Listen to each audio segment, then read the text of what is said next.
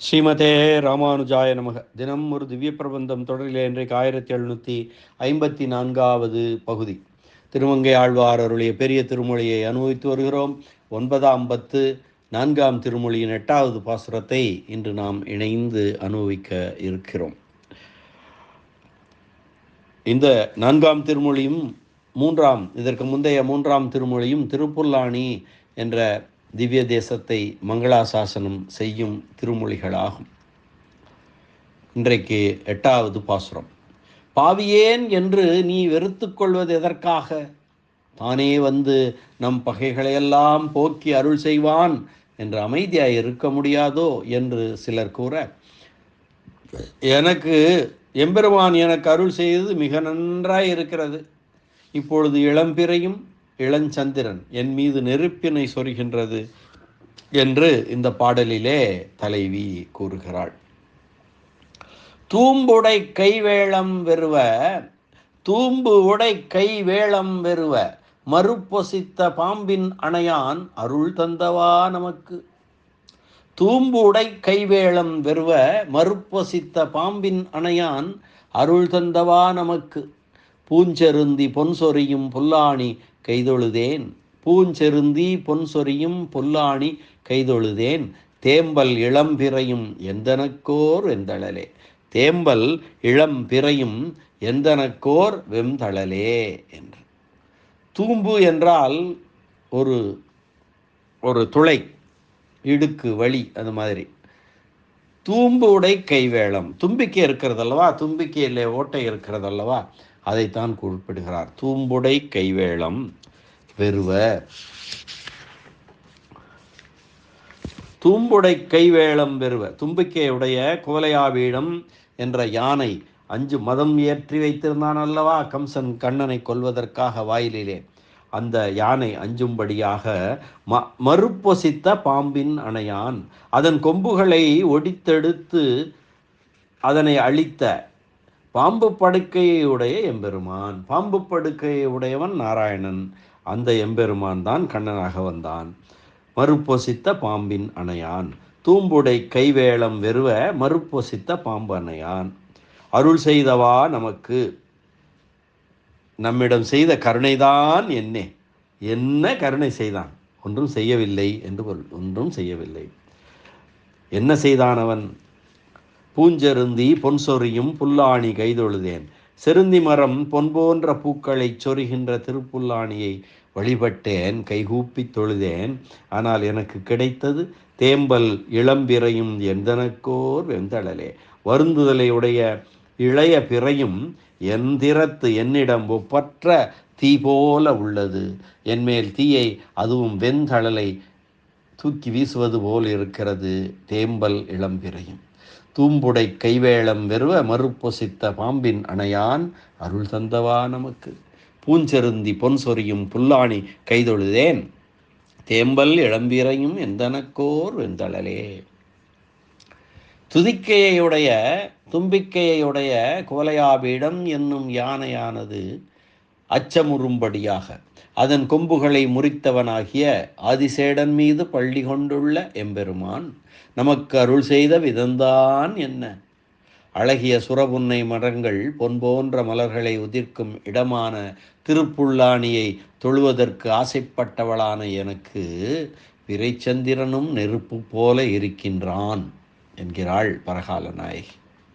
திருப்பார்கடலிலே சேஷசயனத்தை, அனந்த சயனத்தை, பாம்பனையை விட்டு நீங்கி வடமதுரையிலே வந்து பிறந்தருளி குவலையாபீட யானையை போன்ற விரோதி வர்க்கங்களை வேரோடு தொலைத்து தன் திருமேனியே அன்பருக்கு பூரண அனுபவ போக்கியமாக தந்தருளின பெருமான் அப்படி நம்மிடத்திலும் செய்தருள வேண்டியிருக்க அது செய்யாமல் விபரீதமாக அருள் செய்தபடி என்னே என்கிறாள் முன்னடிகளிலே. அந்த வைபவத்தை பின்னடிகளிலே விவரிக்கிறாள். திருப்புல்லாணியை தொழ வேண்டும் என்று ஆசைப்பட்ட எனக்கு இளம்பிறை நெருப்பாகும்படியாயிற்றே.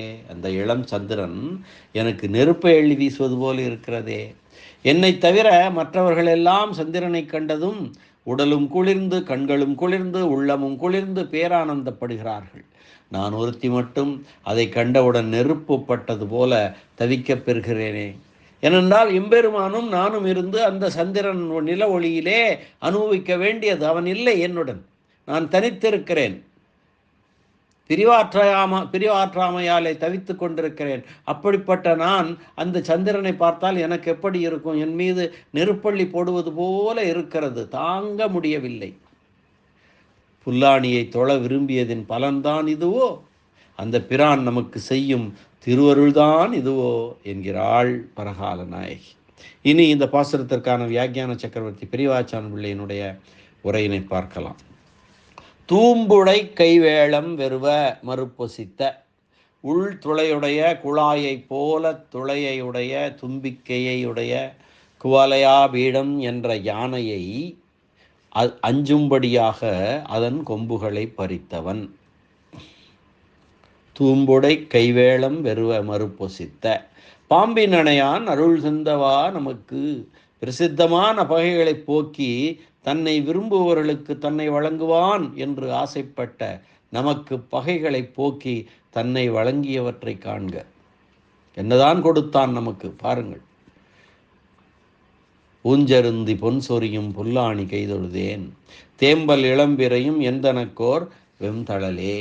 இன்பங்களை அனுபவிப்பதற்கேற்ற திருத்தலத்தை அடைந்து அவனிடம் புகுதல் அரிதாக உள்ளது. அதற்கு மேல் பகைகள் வளர்ந்து கொண்டே இருக்கின்றன.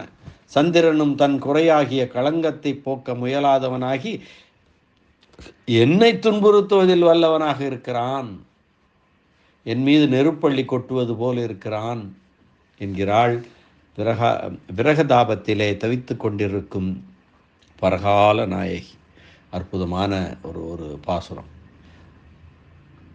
தூம்புடை கைவேளம் வெறுவ மறுப்பொசித்த பாம்பின் அணையான் அருள் தந்தவா எனக்கு.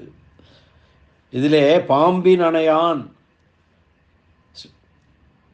பார்க்கடலிலே பள்ளி கொண்டிருப்பவன், அனந்தன் மேல் பள்ளி கொண்டிருப்பவன் அந்த எம்பெருமான் அதை விட்டு இங்கே வந்து வடமதுரையிலே இடையர் குலத்திலே பிறந்து அங்கிருந்து அங்கே குவலையாபீடம் என்னும் யானையை மதமேற்றி அவனை கொல்வதற்காக கம்சனால் நிறுத்தி வைக்கப்பட்டிருந்த யானை, அந்த யானையை கொல்வதற்காக அதன் கொம்புகளை பறித்து அதை கொண்டே அந்த யானையை குத்தி கொன்றவன். அப்படிப்பட்ட எம்பெருமான் எனக்கு ஒன்றும் செய்ய மாட்டேன் என்கின்றானே. என்ன அருள் செய்தான் அவன் எனக்கு? என்னை எப்படி வைத்திருக்கிறான்? எனக்கு எல்லாம் பகைகளாக இருக்கின்றன. பார்ப்பதெல்லாம் பகை. எதெல்லாம் மக்கள் அனுபவிக்கிறார்களோ அதெல்லாம் எனக்கு பகையாக இருக்கிறது. என்னை அதை கண்டாலே எனக்கு அந்த பிரிவாற்றமை துயரினாலே எனக்கு எரிகிறது. அன்றிலின் குரல் என்னை தகிக்கிறது, கடலோசை கடல் அலை என்னை தகிக்கிறது, கன்றின் காளையின் கழுத்தில் உள்ள மணியோசை என் காதில் வந்து ஈயத்தை காய்ச்சி ஊற்றுவது போல இருக்கிறது. கடலின் அலைகள் அது என் மேல் வெப்பத்தை தருகின்றன. இங்கே இளம்பிறை சந்திரனும் கூட என் மேல் ஒரு வெம்தளலே எனக்கு நெருப்பை எள்ளி கொட்டுவது போல என்னை வைத்திருக்கிறான். எனக்கு செய்த அருள்தான் என்னை, இதுதான் எனக்கு அவன் செய்த அருள் என்று கூறுகிறாள் பரகால நாயகி. பாசுரத்தை மீண்டும் ஒரு முறை அன்வயிக்கலாம். தூம்புடை கைவேளம் வெறுவ மறுப்பொசித்த பாம்பின் அணையான் அருள் தந்தவா நமக்கு. பூஞ்சருந்தி பொன் சொரியும் பொல்லாணி கைதொழுதேன், தேம்பல் இளம்பிறையும் எந்தனக்கோர் வெண்தடலே. இந்த பாசுர அனுபவத்தை இந்த அளவிலே நிறைவு செய்து மீண்டும் நாளை சந்திக்கலாம் அடுத்த பாசுர அனுபவத்துடன். நன்றி, வணக்கம். ஸ்ரீனிவாச வெங்கடேச ராமானுஜதாசன் திருவரங்கம். திருப்புல்லாணி எம்பெருமான் ஆதி ஜகநாத பெருமாள் திருவடிகளே சரணம். அரட்டமுக்கி அடையார் சீயம் கலிகன்றி கலியன் திருமங்கையாழ்வார் திருவடிகளே சரணம். வியாக்கியான சக்கரவர்த்தி உரைப்பெருமன்னர் பரமகாருணிகர் பெரியவாச்சான் பிள்ளை திருவடிகளே சரணம். ஆழ்வார் எம்பெருமானார் ஜீயர் திருவடிகளே சரணம்.